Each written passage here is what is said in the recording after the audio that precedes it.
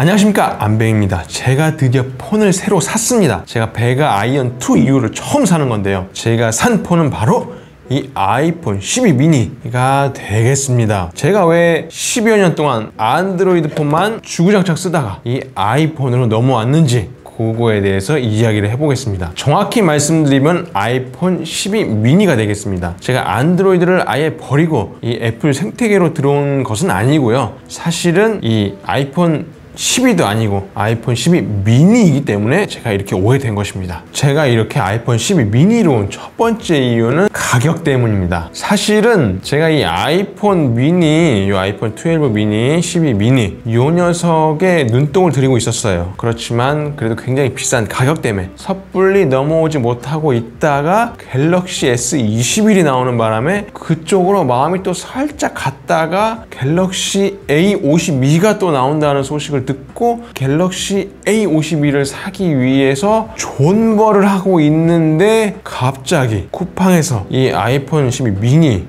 레드 색상, 요 색상 64기가를 55만원에 띄워가지고 정말 생각할 것도 없이 바로 구매해버렸습니다. 뭐 그냥 55만원이 아니고 이제 농협 카드를 사용하신 분들에 한해서 이제 선착순인 것 같아요. 저희 와이프가 구매를 하고 나서 얼마 안 있다 없어졌으니까 아이폰 12 미니를 구매하게 된 이유가 바로 그 가격 때문이었습니다. 그거예요. 그 다음에 또 한 가지 메인 이유는 바로 크기와 무게가 되겠죠. 이 녀석은 엄청 크죠. 이 두 개만 비교를 해봐도 사이즈가 엄청납니다. 이 녀석을 주머니에 넣고 촬영을 하거나 돌아다닐 경우에 굉장히 걸리적거리는 게 있어요. 특히 겨울에는 문제가 없는데 이제 여름이 오고 있습니다, 여러분. 이 더운 여름에 바지 주머니에 넣으면 땀이 차죠. 이게 정말 큰 것들이 이 엉덩이나 이 허벅지에 쫙 하고 여름에 붙어 있으면 굉장히 더워요. 그런데 그 살에 붙어 있는 부위를 이만큼이나 줄일 수 있다는 거, 이것이 저에게 굉장히 이점이었습니다. 제가 이 폰으로 많이 뭔가를 하지 않는 사람이기 때문에, 전화나 카톡, 뭐 인터넷만 되면 되는 사람이기 때문에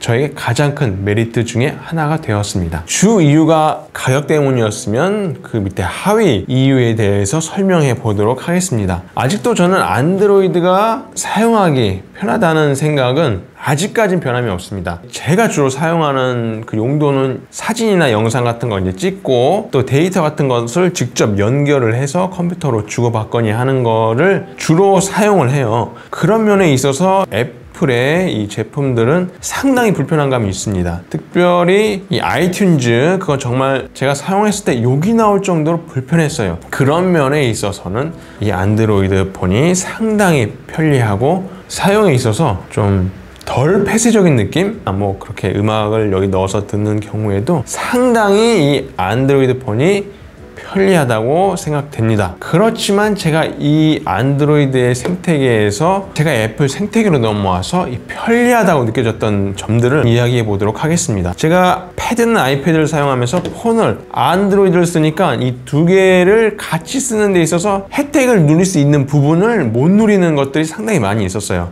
물론 이제 구글 드라이브나 이제 네이버 마이박스 그것들을 통해서 파일을 주거니 받거니 했지만 이게 상당히 하나를 거쳐야 되는 불편함이 있었습니다. 그렇지만 아이폰으로 바꾸게 되면서 엄청나게 혜택이 늘어났습니다. 사실 애플의 장점이 그거죠. 이 애플 생태계로 들어왔을 때 아이패드, 아이폰, 그 다음에 맥북, 그 시너지 효과가 정말 엄청나다는 것이죠. 그래서 이 아이폰 폰 자체로는 저에게 큰 메리트가 없습니다, 이 안드로이드에 비해서. 그렇지만 아이패드를 사용하고 있고 또 더 나아가서 맥을 사용하고 계신 분들은 이 아이폰이 정말로 유용하겠죠. 오히려 안드로이드보다 더 편할 것입니다. 이 두 개를 같이 쓰니까 정말 편리해졌어요. 첫 번째로 느낀 거는 이 전화. 제가 아이패드를 보면서 뭐 영상을 보거나 뭐 작업을 하다가도 아이폰 멀리 떨어져 있을 때 전화가 왔을 때 바로 이 아이패드로 전화를 받을 수 있다는 것입니다. 정말 이거는 정말 신박해요. 안드로이드도 되나 그건 잘 모르겠는데 제가 아이패드를 쓰고 있는 입장에서 이 아이폰으로 전화가 왔을 때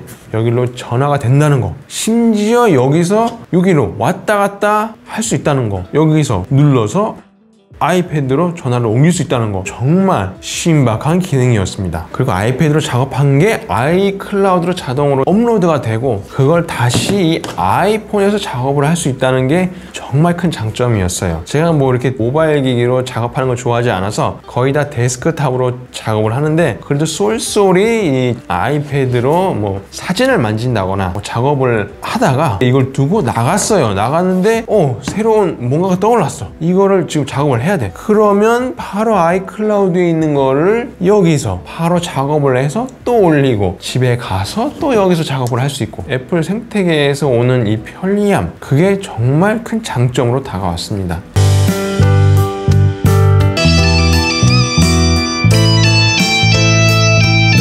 그리고 애플 하면 또 무한한 어플의 세계, 사진 앱 같은 경우에도 이제 많이 있지만 애플에만 있는 어플들, 필터들, 이런 것들이 정말 또 마음에 들었습니다. 특히 제가 이제 필름 스타일, 빈티지 스타일, 이런 것들을 좋아해서 아이폰으로 사진을 찍고 필터로 또 보정을 하는 데에 재미가 들렸습니다. 대부분 사진 찍은 거를 데스크탑에서 작업을 하지만 영상도 마찬가지죠. 그런데 이제 무수한 필름들, 그런 것들을 이제 여기서 쏠쏠히 작업을 하고 또 여기서도 작업을 할 수 있다는 거, 특히 에어드롭이 정말 저한테 큰 장점이었습니다. 폰으로도 영상을 찍는데 이제 저희 딸내미가 자기 영상 보는 걸 굉장히 좋아해요. 그래서 이 영상을 또 이 아이패드로 큰 걸로 보여주려고 아이패드로 옮기는데 여간 불편한 게 아니었습니다. 그런데 이제 에어드롭으로 바로 쏴줄 수 있는 거, 그리고 사진과 영상의 퀄리티 같은 부분에 있어서 아직 이 안드로이드 하드웨어를 따라갈 수는 없습니다. 아직 애플이. 그렇지만 컴퓨테이션 포토그래피인가요? 이 소프트웨어적인 부분은 애플이 상당히 뛰어나기 때문에 이 녀석으로 후보정으로 굉장한 효과를 얻을 수 있었습니다. 제가 이 사진과 영상을 엄청나게 많이 찾아봤어요. 아이폰으로 넘어오기 전에 이 갤럭시 제품들과 또 이 아이폰의 제품들의 사진, 영상들을 엄청 비교해 봤는데 결론은 하나, 사진은 갤럭시, 영상은 아이폰이었습니다. 아이폰 특히 4K 60프레임으로 찍고 이 작업을 했을 때의 이 결과는 생각보다 굉장히 좋았어요. 그리고 손떨림도 굉장히 우수하기 때문에 흔들리지 않고 정말 굉장히 좋은 결과물을 얻을 수 있었습니다. 그리고 제가 스마트폰 렌즈를 사서 리뷰를 했었죠. 그걸로 사진 촬영도 하고 했습니다. 그거를 갤럭시 S21에 사용하기에는 이제 케이스가 안 나왔더라고요.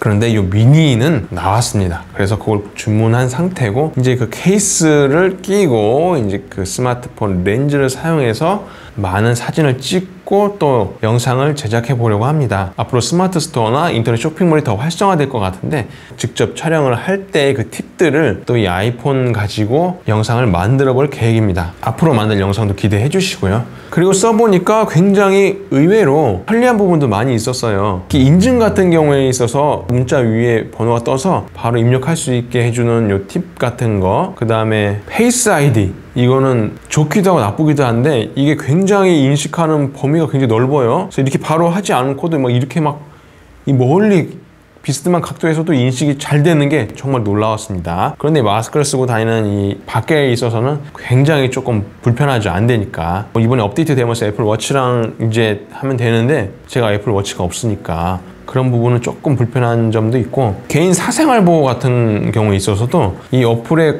권한이 안드로이드에서도 물론 권한 설정이 되지만 이게 보다 조금 더 빡세요. 사진을 예로 들면 안드로이드에서는 권한 설정 한 번만 하면 모든 사진을 다 건드릴 수가 있는데 얘는 모든 사진을 건드릴 수도 있고 따로 지정해서 건드릴 수 있게 하는 보다 조금 더 빡센 개인정보 보호, 그 외에도 설정란이 굉장히 촘촘히 세부 항목으로 더 나뉘어져 있어서 개인정보라든지 뭐 이런 권한 설정에 있어서는 굉장히 빡세다고 느꼈습니다. 그런 부분에 있어서는 조금 안심이 되고요.